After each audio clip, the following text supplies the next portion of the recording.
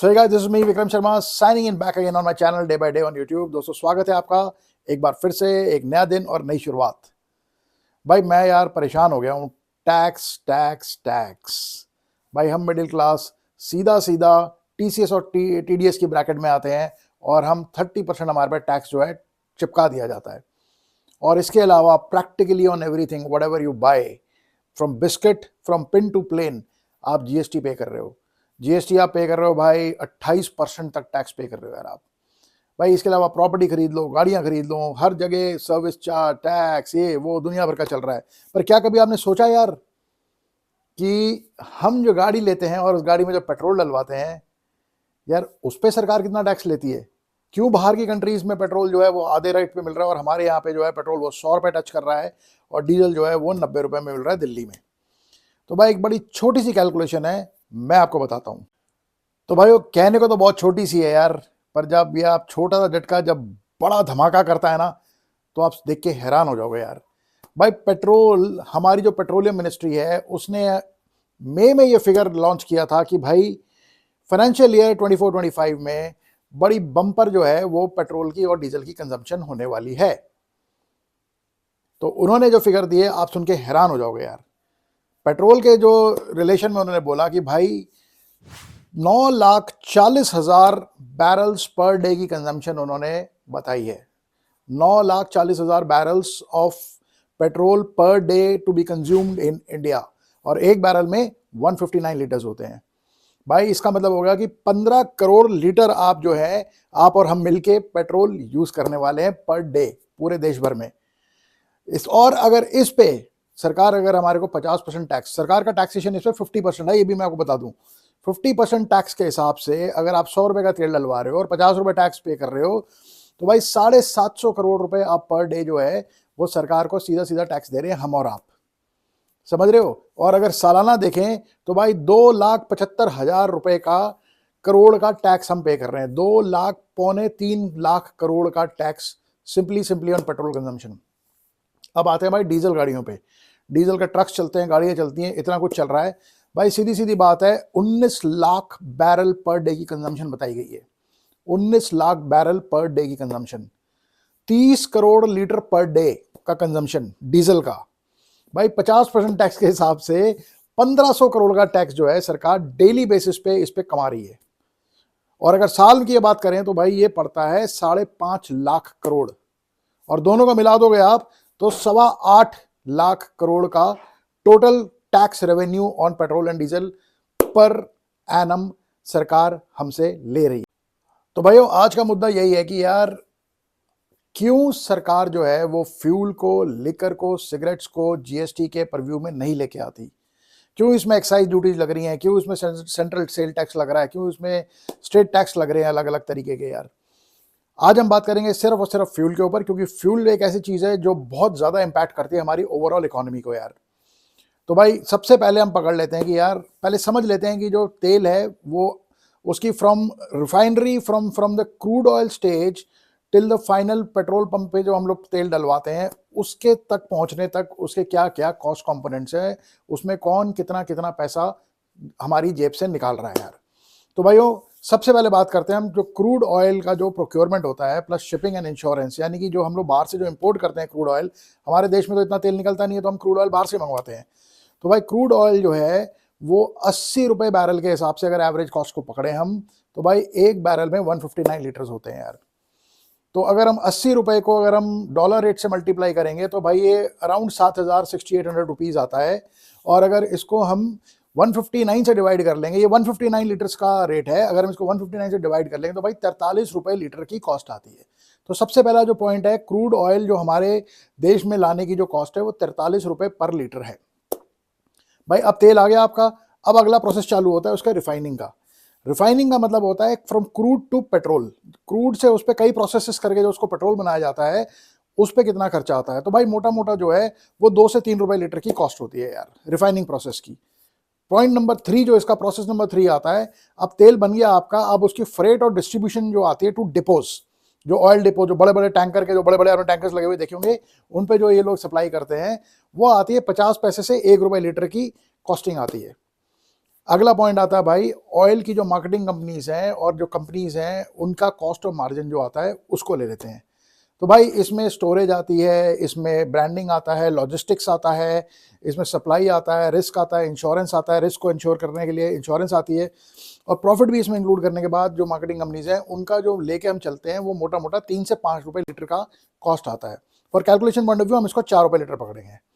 भाई इसके बाद आता है सेंट्रल टैक्स। भाई सेंट्रल टैक्सेस में आते हैं एक्साइज ड्यूटी। एक्साइज ड्यूटी जो है वो पेट्रोल पे भाई 19 रुपए से लेके 22 रुपए लीटर तक डिपेंड करती है यार, और डीजल पे वो 15 से 18 रुपए लीटर के करीब आती है। तो भाई for calculation point of view अपन इसको 21 रुपए पकड़ लेते हैं यार, ठीक है जी। नेक्स्ट पॉइंट आता है भाई डीलर की कमीशन। तो जो पंप ओनर होते हैं उसको जो दिया जाता है वो पेट्रोल पे 3 से 4 रुपए पर लीटर दिया जाता है और डीजल पे 2 से 3 रुपए दिया जाता है। तो कैलकुलेशन पॉइंट ऑफ व्यू के लिए हम इसको 3 रुपए लीटर पकड़ेंगे। बाद में आते हैं भाई साहब स्टेट टैक्सेस। स्टेट टैक्सेस जो है इसमें वैट है, सेल टैक्स है, ये जो है ये परसेंटेज वाइज कैलकुलेट होता है, लोकेशन वाइज कैलकुलेट होता है, और यह इसको लगाने के बाद एक बेस प्राइस आता है। तो पेट्रोल पे ये 20 to 30% होता है बेस प्राइस का, और डीजल पे 15 to 30% होता है बेस प्राइस का यार। तो इसकी अलग कैलकुलेशन है। तो इसके बाद फाइनली जो लगता है वो एडिशनल, वो जो स्टेट लगाती है वो एडिशनल सेस और चार्जेस लगाती है। तो इसमें रोड आता है, इंफ्रास्ट्रक्चर आता है, प्लस सेस आता है जो सेंट्रल गवर्नमेंट भी चार्ज करती है। 18 रुपये लीटर के करीब आप इसको पकड़ के चलो यार। जो हमारे को रफ जो मैंने कॉस्ट निकाली है रिसर्च करके वो 18 रुपये लीटर आती है। भाई इसमें बाकी सेस भी आते हैं जैसे other kind of cess, green cess, state specific cess, charges. तो भाई कुल मिला के आप ये देख लो कि जो सारे जो टैक्सेस लगा के, central tax, state tax, excise duty सब लगाने के बाद आप अराउंड 52%, 53% जो है वो गवर्नमेंट को टैक्स पे कर रहे हो यार। तो भाई मोटा मोटा मैं अगर समरी करूं इसकी तो आपको समझ में आ गया होगा यार। जो क्रूड ऑयल, जो कच्चा तेल जो होता है वो टोटल कॉस्टिंग का जो जिस रेट पे हम लोग तेल खरीद रहे हैं, पेट्रोल खरीद रहे हैं, डीजल खरीद रहे हैं, वो अराउंड 40% की कॉस्टिंग में आता है। और 50 to 60%, क्योंकि स्टेट टैक्सेस जो है मैं आपको बता दूं कि वो अपने अलग अलग हिसाब से अपने स्टेट लेवीज वगैरह चार्ज करती हैं। तो anywhere between 50 to 60% is the charges of the state government. तो भाई अगर 50-52% अगर स्टेट ने चार्ज कर लिए और 40% उन्होंने लिए, तो बाकी के जो 8% है वो बाकी के जो पेरिफेरलिया हैं उसके चार्जेस होते हैं। मार्केटिंग ले लो, जैसा मैंने अभी आपको बताया। तो भाई एक बार अपन ना कॉस्ट कार्ड में ऊपर लगा देता हूँ, आपको समझ में आ जाएगा मोटा मोटा। और एक बात और बता दूं कि ये मेरी खुद की पर्सनल रिसर्च है, और भाई इसमें थोड़ा बहुत ऊपर नीचे हो सकते हैं फिगर्स, तो प्लीज़ माफ़ करना। और 90% एक्यूरेसी के साथ मैं आपसे जो भी बात करूँगा 90% से ऊपर ही एक्यूरेट होगा वो। तो भाई अगर हम पेट्रोल के कॉस्ट कार्ड की बात करें तो भाई क्रूड ऑयल जो आएगा वो मोटा मोटा 40-42 रुपये का आएगा, और रिफाइनिंग कॉस्ट जो आएगी वो 3 से 4 रुपये की आएगी। फ्रेट कॉस्ट जो आएगी, जो फ्रेट और ओएमसी जो चार्जेस होते हैं वो आते हैं 4 से 5 रुपये के बीच में। और सेंट्रल एक्साइज ड्यूटी जो आती है भाई वो आती है 22 से 23 रुपये के बीच में। डीलर कमीशन 4 रुपये, और स्टेट वैट वगैरह 20-22 रुपये लगा के आपका जो तेल है वो अराउंड 100 रुपये पहुंच जाता है पेट्रोल। अब बात करते हैं अपन डीजल के कॉस्ट कार्ड की, वो भी मैंने ऊपर लगा दिया आपके लिए अलग से। तो डीजल में जो क्रूड ऑयल आता है वो सेम प्राइस आता है, अराउंड 40-42 रुपये का डीजल का आता है। रिफाइनिंग कॉस्ट 2 से 3 रुपये। फ्रेट एंड ओएमसी कॉस्ट जो आएगी वो आपकी 3 रुपये 4 रुपये आएगी। और सेंट्रल एक्साइज ड्यूटी इसमें थोड़ी सी कम होती है as compare to the petrol, 18-19 रुपये 20 रुपये की आएगी वो, वहाँ पे आपकी आती थी 22 रुपये 23 रुपये। और डीलर कमीशन आपका आता है 2 से 3 रुपये। स्टेट वैट आता है इसमें 15 रुपये, जो कि वहाँ पे 20 रुपये था। तो कुल मिला के तभी आपका जो डीजल है वो स्टेट वैट का जो है वो 5-6 रुपये का वहाँ फ़र्क आ गया, और आपका जो सेंट्रल एक्साइज ड्यूटी का जो फ़र्क आ रहा है वो 4-5 रुपये का, 6 रुपये का वो फ़र्क आ रहा है। तो भाई यहाँ पे आके आपका डीजल जो है वो अराउंड 90 रुपये के करीब आ जाता है। तो भाई ये है कॉस्ट कार्ड पेट्रोल और डीजल का। और अब बात करेंगे हम जेनरिक मुद्दों की यार। तो भाई अब मैं आपको बताता हूँ यार कि जो हमारा जो ऑयल प्राइसेस हैं वो डेली बेसिस पे फ्लक्चुएटिंग क्यों होता है यार। गोल्ड प्राइसेस की तरह इसके भी प्राइसेस जो हैं अप डाउन क्यों होते हैं। ऐसा क्या रीज़न है कि यार जो रेट है एक बार फिक्स क्यों नहीं कर देती गवर्नमेंट। तो क्योंकि तेल हमारे यहाँ से नहीं आ रहा है, तेल बाहर से आ रहा है, तो इंटरनेशनल मार्केट में जो उसके प्राइसेस होते हैं वो मैटर करते हैं। प्लस जो क्रूड ऑयल है वो कॉन्स्टिट्यूट करता है यार अराउंड 40 से 42-45% तक वो कंट्रीब्यूट करता है आपकी जो बेसिक कॉस्ट है जिस पे आप खरीद रहे हो यार। तो ये एक बहुत बड़ा फैक्टर है, क्योंकि अगर जरा से भी आपका जो इंटरनेशनल मार्केट में क्रूड ऑयल, अगर आपका कहीं लड़ाई लग गई, कुछ हो गया, तो भाई अगर आपका तेल ऊपर नीचे हो गया तो आपकी लंका लग जाएगी यहाँ पे। और वो डायरेक्टली प्रोपोर्शनल है आपकी कंट्री की इकोनॉमी और आपकी जीडीपी और आपके जो इन्फ्लेशन और जो कंज्यूमर प्राइस इंडेक्स से डायरेक्टली रिलेटेड है यार। तो बहुत क्रिटिकल फैक्टर है आपका जो क्रूड ऑयल आप किस रेट पे खरीद रहे हो यार। भाई उसके बाद आता है क्या कहते हैं एक्सचेंज रेट।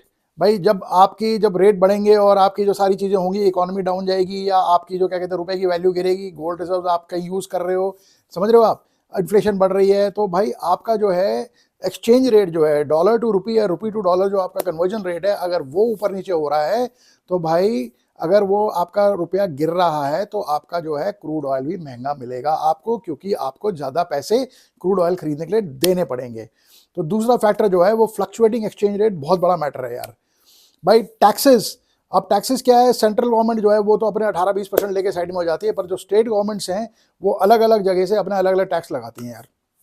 उनको उनके मूड में आता है यार हमें पैसे चाहिए, इलेक्शंस आ रहे हैं तो भाई इस पे 2 रुपये पेट्रोल बढ़ा दो, 3 रुपये डीजल बढ़ा दो। तो ऐसे करके वो लोग जो हैं वो फ्लक्चुएशन जो टैक्सेस की जो स्टेट गवर्नमेंट की है और कभी कभी सेंट्रल गवर्नमेंट की भी, ये बहुत मेजर फैक्टर है यार, राइट। और लॉजिस्टिक्स आपका जहाँ पे रिफाइनरी है वहाँ से जो आपके जो डिपोज अगर बहुत दूर हैं तो थोड़ा रेट बढ़ जाएगा, बहुत पास है तो थोड़ा रेट कम हो जाएगा। तो भाई इन फैक्टर्स को भी आप अकाउंट करके चलो कि यार ये 3-4 फैक्टर्स जो हैं बहुत मैटर करते हैं आपके जो है डीजल और पेट्रोल के प्राइसेस में। अब बात करेंगे हम भाई इनसे क्या इम्पैक्ट आता है एक आम आदमी की, मेरी और आपकी ज़िंदगी में और देश की इकोनॉमी में, इन्फ्लेशन में, ग्रोथ रेट पे, जीडीपी पे, बहुत कुछ मैटर करता है। तो आओ इसी पे बात करते हैं। तो भाइयों जैसा मैंने भी बोला यार कि अगर सरकार इसको जीएसटी के अंदर ले आती है अगर फ्यूल को, तो इससे क्या इम्पैक्ट होने वाला है यार। तो आप समझ के चलो कि अगर फ्यूल प्राइसेस जो इंडिया में है वो डायरेक्टली इम्पैक्ट करते हैं भाई आपकी इन्फ्लेशन, कंज्यूमर प्राइसेस, आपकी purchasing power, rupee valuation and overall economy को बहुत इम्पैक्ट करती है यार। और आपने देख ही लिया कि गवर्नमेंट को कितना ज़्यादा टैक्स रेवेन्यू आ रहा है on a daily basis, on a monthly basis, on a yearly basis. तो भाई सबसे पहले बात करते हैं, अगर हम इसको नीचे ले आते हैं, अगर हम जीएसटी के परव्यू में ले आते हैं, और जीएसटी की आपको तो टैक्स रेट्स मालूम ही है, 5%, 12%, 18% और 28%। तो अगर हम 52-53% के टैक्स ब्रैकेट से इसको उठा के नीचे ले आते हैं, तो अगर, क्योंकि it's not a luxury item, it's a daily necessity, right. तो आप 28% की तो बात करोगे नहीं, आप बात करोगे इसको 12 या 18% की। तो मैं पकड़ रहा हूँ 12% अगर इसको कर दिया जाता है, और अगर आप 50% में से 12% निकाल देते हो, तो 38% जो आपके भाई साहब बचते हैं, यानी कि सीधे सीधे आपके 100 रुपये में से आपके 38 रुपये आपके कम हो जाएंगे पर लीटर। तो अगर 38 रुपये अगर आपके कम होते हैं तो 70 रुपये से नीचे आपको मिलेगा ये तेल। तो भाई अगर ये 70 रुपये से नीचे तेल मिलेगा तो इसका क्या इम्पैक्ट होने वाला है और इसका क्या कंक्लूजन है, उस पर बात करते हैं। तो भाई अगर तेल सस्ता हो जाता है, जिसकी लाखों टनों में इसकी जो हमारी डेली कंजम्पशन है, तो भाई सबसे पहला इम्पैक्ट आएगा इन्फ्लेशन का। इन्फ्लेशन यानी कि जो महंगाई बढ़ रही है, महंगाई जिस दर से बढ़ रही है, भाई अगर आपने श्रीनगर से सेब मंगाने हैं, आपने पंजाब से अनाज मंगाना है, दिल्ली आपने प्याज मंगाना है, आपने क्या कहते हैं महाराष्ट्र से, तो आप अगर 100 रुपये, अगर आप 90 रुपये डीजल अगर लीटर खर्च करोगे, और वहीं पे अगर आप 60 रुपये डीजल खर्च करोगे, तो 30 रुपये लीटर जो आपकी बचत होने वाली है भाई, वो लो प्राइसेस जो होंगे फ्यूल के, वो लो ट्रांसपोर्टेशन में कन्वर्ट होंगे, और आपका जो क्या कहते हैं जो गुड्स एंड सर्विसेज हैं, वो आपकी जो नेसेसिटी जो है वो सस्ती हो जाएंगी। तो एक आम आदमी, एक मिडिल क्लास, मैं और आप भाई सस्ते रेट में, जो आज की रेट में टमाटर अगर 70 रुपये बिक रहा है, तो वो हमें कोई बड़ी बात नहीं, हमें 40 रुपये मिलना शुरू हो जाए यार। तो भाई decrease in inflation in food, consumer goods and manufacturing setup, तो भाई ये बहुत बड़ा इम्पैक्ट आएगा इकोनॉमी में और हमारी परचेजिंग पावर पे और इन्फ्लेशन पे। एस्टिमेटेड इम्पैक्ट मेरे हिसाब से कम इन्फ्लेशन जो है वो 1 से 1.5% कम हो जाएगी इसमें। तो अगर आज हम अपनी इन्फ्लेशन 7-7.5% की अगर हम बात कर रहे हैं, भाई मुझे अभी एग्जैक्ट फिगर मालूम नहीं, but I think it is 7-7.5, और इसको जो गवर्नमेंट नीचे लाने की बात कर रही है, 6.5% पे लाने की बात कर रही है, तो अगर ये कर देती है तो भाई आप वैसे ही आप 5.5-6% पे आ जाओगे, और ये बहुत बड़ा बून होगा इकोनॉमी के लिए। भाई कंज्यूमर प्राइस इन्फ्लेशन की बात करें, यानी कि जो कंज्यूमर गुड्स हैं, जो नेसेसिटी गुड्स हैं, भाई वो जब फ्यूल प्राइसेस कम होंगे तो ऑब्वियसली यार ट्रांसपोर्टेशन कम होगी, भाड़ा कम लगेगा तो पर किलो का रेट कम होगा यार। तो भाई फूड, कंज्यूमर गुड्स और मैन्युफैक्चरिंग यूनिट्स, सब कुछ जो है, this will lead to a cheaper and affordable goods and a better lifestyle and a better health और better affordability to the middle class and the lower class like you and me. Government को यहाँ पे free बीज देने की जरूरत नहीं पड़ेगी भाई। अगर आपको माल सस्ता मिलना पड़ेगा, अगर आप सपोज करो कि आप अपने 1000 रुपये में 10 किलो सब्जी लेके आते थे, आज उसी 1000 रुपये में आप जो है 15 किलो सब्जी लेके आओगे, तो भाई आपकी जो है, मेरी और आपकी, आम आदमी की जो है वो परचेजिंग पावर इंक्रीज हो जाएगी अगर फ्यूल के प्राइसेस कम हो गए। डायरेक्टली इंपैक्ट करती है ये चीज़। तो भाई लो fuel prices, low transportation, cheaper goods and services and more disposable income. तो भाई जब हमारे पास मोर डिस्पोजेबल इनकम होगी तो हम अच्छा खाना, भरपूर मात्रा में खाना, कोई भूखा नहीं मरेगा यार हमारे देश में। तो भाइयों आपने देखा यार कितने सारे फ़ायदे हैं। एक फ़ायदा मैं आपको और बताता हूँ कि जो सबसे इम्पोर्टेंट फ़ायदा है वो हमारे जो देश को इम्पैक्ट करेगा। अभी तो मैं आम जनता के लिए बात कर रहा था, मैं देश के लिए बात करता हूँ कि भाई अगर अगर सरकार डीज़ल और पेट्रोल की कीमतें कम कर देती है तो सीधा-सीधा इम्पैक्ट आएगा हमारी इकोनॉमिक ग्रोथ के ऊपर। भाई कैसे होगा, कैसे बूस्ट होगी हमारी इकोनॉमिक ग्रोथ? भाई लोअर इन्फ्लेशन होगी, रेट्स कम होंगे, इन्फ्लेशन कम होगी, लोअर ट्रांसपोर्ट कॉस्ट आएगी, प्रोडक्टिविटी बढ़ेगी और प्रॉफिटेबिलिटी ऑफ बिजनेस बढ़ेगी यार। समझ रहे हैं आप? तो भाई इकोनॉमिक ग्रोथ का मतलब यह है कि जब कंज्यूमर के पास इंक्रीज स्पेंडिंग पावर होगी तो वो जो उस पैसे से, क्योंकि सस्ता माल, जब आपके पास ज़्यादा पैसा बचेगा तो आप उस जो सरप्लस मनी है उसको आप नॉन एसेंशियल आइटम्स में खर्च करोगे, और नॉन एसेंशियल आइटम्स में खर्च करने के बाद जो नॉन एसेंशियल आइटम्स की जो जो लग्जरी इंडस्ट्रीज हैं, दूसरी इंडस्ट्रीज हैं, उनको बूस्ट मिलेगा और वो डायरेक्टली इनडायरेक्टली डायरेक्टली हमारी इकोनॉमी को बूस्ट करेगी यार। ठीक है, लॉन्ग टर्म इन्वेस्टमेंट्स के प्रोस्पेक्ट बढ़ेंगे यार, इन्फ्लेशन कम होगी, स्टेबल फ्यूल प्राइसेस होंगे, और तो ये प्रमोट करेगा भाई long term investment in business opportunities यार। क्योंकि यार जब आप जीएसटी में लेके आओगे ना तो एक स्टैंडर्ड रेट हो जाएगा, फिर फ्लक्चुएशन कोई नहीं होगी आपकी। आप मोटा मोटा एक रेट में आ जाओगे और आपका एक स्टैंडर्ड रेट हो जाएगा यार। इसके बाद ओवरऑल जब चीपर गुड्स होंगे तो ग्लोबल हमारी जो कंपेटिटिवनेस है वो भी बढ़ेगी यार। हमारे जब जब हमारा जो रेट कम होगा, हमारी इकोनॉमीज ऑफ स्केल आएगी, हमारे प्रोडक्ट सस्ते होंगे, हम सस्ते होंगे तो हम ग्लोबल मार्केट में भी compete करेंगे, चाइना जैसे कर रहा है यार। समझ रहे हो? तो ये सारे जो हैं बहुत बड़े बड़े फायदे हैं, पर there are some challenges also. सबसे बड़ा जो चैलेंज है यार वो है जो स्टेट और जो सेंट्रल गवर्नमेंट है भाई, उसको बहुत मेजर रेवेन्यू लॉस होता है यार भाई। पर उस रेवेन्यू लॉस को अगर एक पूरा करना चाहें तो ये इनको सोचना पड़ेगा कि यार कैसे वो जो रेवेन्यू लॉस है उसको, शॉर्ट टर्म लॉस को लॉन्ग टर्म गेन में कैसे बदला जाए। तो भाई जो स्टेट गवर्नमेंट्स हैं, जब उनका रेवेन्यू कम होगा तो उनकी बोरिंग बढ़ेगी यार, उनको उधार लेना पड़ेगा सेंटर से।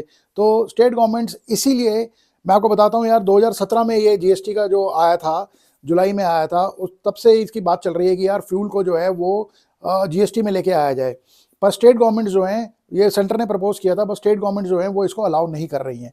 यही रीज़न है, क्योंकि अगर वो अलाउ कर देंगे उनका प्रॉफिट कम हो जाएगा, प्रॉफिट कम होगा तो उनकी बोरोइंग्स बढ़ जाएंगी यार, उधार खाती में बढ़ जाएगा यार। तो उनकी जो जो सरकार है वो डेवलपमेंट एक्टिविटीज़ में नहीं कर पाएगी, वो डर रहे हैं इस चीज़ से। पर ये जो है इनिशियल स्टेज पे होगा, पर लॉन्ग टर्म में जब आप इसको देखोगे तो फिर जो है ओवरऑल इकोनॉमी ग्रोथ पे जाएगी यार। तो भाई, और इसको पूरा करने के लिए एक तरीका और है, आप पोटेंशियल एडिशनल सेस लगा सकते हो यार। गवर्नमेंट कुछ हद तक अपने अपने परसेंटेजेस को और बाकी टैक्सेस को थोड़ा सा बढ़ा दो, ताकि जो ओवरऑल इम्पैक्ट आए वो आपका थोड़ा सा कम हो जाए यार। तो ये मोटे मोटे दो चैलेंजेस हैं जो स्टेट गवर्नमेंट जो है वो फेस कर रही हैं यार। तो भाइयों देखा आपने यार, मोटा मोटा सिर्फ एक तेल के प्राइसेस को कम कर लेने से हमारे कौन कौन से सेक्टर्स को फायदा होने वाला है। तो एक रिकैप मारते हैं भाई। आप देखो, ट्रांसपोर्टेशन हो जाए, एग्रीकल्चर हो जाए, मैन्युफैक्चरिंग हो जाए, कंज्यूमर गुड्स हो जाए, आपकी ट्रेडिंग इंडस्ट्री हो जाए, आपका ट्रैवल एंड टूरिज्म हो जाए यार, ये सारी इंडस्ट्री जो है वो बहुत मेजर तरीके से बेनिफिट में आ जाती है यार, सिर्फ एक फ्यूल कॉस्ट को कम कर लेने से यार। भाई ट्रांसपोर्टेशन कम करोगे तो रिड्यूस कॉस्ट होगी, ठीक है, रिड्यूस कॉस्ट जो होगी वो फ्रेट चीपर होगी, तो आपके आपके गुड्स एंड सर्विसेज आपकी सस्ती हो जाएंगी। एग्रीकल्चर होने से यार आपकी जो है वो लो ट्रांसपोर्ट कॉस्ट से जो प्रोड्यूस है वो भी जो फार्मर को है वो बेनिफिट होने वाला है यार। भाई अगर आपका डीजल सस्ता होगा तो वो प्रोड्यूस भी सस्ता होगा यार, डीजल खेतों में भी लगता है यार जनरेटर चलाने के लिए, तो ये सारी चीज़ें बहुत मैटर करती हैं यार। मैन्युफैक्चरिंग देख लो आप यार, आपकी जो है वो इनपुट कॉस्ट जो है वो कम हो जाएगी, क्योंकि ट्रांसपोर्टेशन आप मैन्युफैक्चर कर रहे हो तो कोई रॉ मटेरियल ले रहे हो, वो रॉ मटेरियल गाड़ियों से आ रहा है, वो गाड़ियाँ जो है जब वो कम सस्ते तेल पे चलेंगी तो उसका भी भाड़ा कम होगा, भाड़ा कम होगा तो यार आपकी जो है मैन्युफैक्चरिंग जो है वो कॉस्ट जो है वो कम हो जाएगी। आप ज़्यादा कंपेटिटिव हो जाओगे, ना सिर्फ आप अपनी लोकल मार्केट में जाके ग्लोबल मार्केट में भी आप काफ़ी कंपेटिटिव हो जाओगे यार। भाई ट्रैवल एंड टूरिज्म को तो आप भूल ही नहीं सकते यार। इससे पहले कंज्यूमर गुड्स की बात कर लेते हैं। कंज्यूमर गुड्स भी यार, लॉजिस्टिक कॉस्ट कम होगी तो यार आपको चिप्स और ये अंडे वंडे सब आपको सस्ते मिलने वाले हैं। और ट्रैवल एंड टूरिज्म यार, जो मेन जो टॉपिक था यार, ट्रैवल एंड टूरिज्म जो है आपकी लो फ्रेट से और लो कॉस्ट से आपका जो ट्रैवल एंड टूरिज्म है वो भी सस्ता होगा, आपको बूस्ट मिलेगा। इंटरनेशनल टूरिस्ट, हमारे जो देसी लोग हैं जो ट्रैवल कर रहे हैं वो तो करेंगे करेंगे भाई, इंटरनेशनल टूरिज्म भी बहुत बढ़ेगा हमारा। तो तेल को कम करने से एक आपके वेन्यू को पे एक तरफ से लॉस उठा के अगर आप चलते हो तो आपके बहुत सारे एवेन्यूज दरवाजे खुल जाते हैं आपकी इकोनॉमी को बूस्ट करने के लिए। शाहरुख खान का डायलॉग याद आ रहा है यार, हार के जीतने वाले को ही बाजीगर कहते हैं यार। तो एक बाजी ऐसी मारो जिसमें आप हारते हुए नजर आओ, बाकी 7 जो पासे ऐसे पड़ेंगे जो आपको जिता देंगे यार। तो भाइयों ये था मेरा आज का टॉपिक, पर इससे पहले बात कर लेते हैं। तो हमारी जो सरकार है वो डर रही है यार, हमारी सेंट्रल गवर्नमेंट को यार कंट्रोल होना चाहिए स्टेट गवर्नमेंट्स के ऊपर यार।